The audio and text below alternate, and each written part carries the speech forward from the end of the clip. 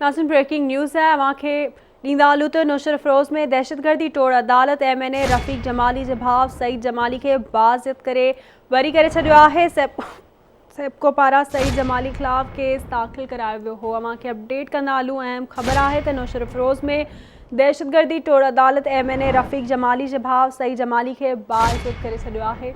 तफ़सील मालूम कंदासीं ज़ाहिद काइम खानी खां। जी ज़ाहिद, कहिड़ा अपडेट्स आहिनि? जी बिल्कुल नौशरो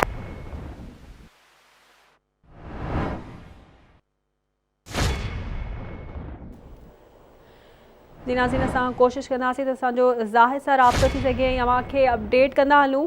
नौशर फ़िरोज़ दहशतगर्दी टोड़ अदालत MNA रफ़ीक जमाली जे भाउ सईद जमाली खे बाइज़्ज़त करे छॾियो आहे। सेप्को पारां सईद जमाली ख़िलाफ़ केस दाख़िल करायो वियो हो। अहम ख़बर आहे अव्हांखे ॾींदा हलूं त नौशर फ़िरोज़ में दहशतगर्दी टोड़ अदालत MNA रफ़ीक जमाली जे भाउ सईद जमाली खे बाइज़्ज़त बरी करे छॾियो आहे। तफ़सील मालूम कंदासीं ज़ाहिद काइम खानी खां। जी ज़ाहिद, कहिड़ा अपडेट्स आहिनि? जी बिल्कुल नौशरो फिरोज़ में दहशतगर्दी के खात्मे आणण वारी अदालत ख़ास अदालत जे जज अल्ताफ़ हुसैन दायो जेको है अॼु हिकिड़ो फ़ैसिलो ॾिनो आहे, जंहिंमें पीपल्स पार्टी जे MNA रफ़ीक जमाली जे भाउ सईद जमाली खे जेको आहे सेप्को में केस में जेको आहे बाइज़्ज़त बरी करे छॾियो आहे।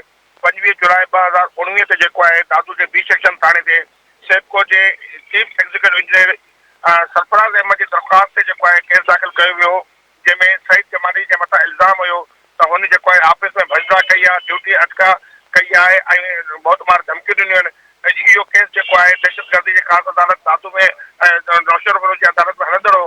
अॼु हुन केस जी जेका फतवा आई आहे, जंहिंमें अदालत सगोरी जेको फ़ैसिलो ॾिनो आहे, हिकिड़ो मुख़्तसर फ़ैसिलो ॾिनो आहे, उनमें इहो ॿुधायो वियो आहे त सईद जमाली जे मथां लॻायल इल्ज़ाम जेके आहिनि उहे साबित न थी सघिया आहिनि, जंहिंजे करे सईद जमाली खे केस में बाइज़्ज़त बरी कयो पियो वञे। जी अपडेट करण लाइ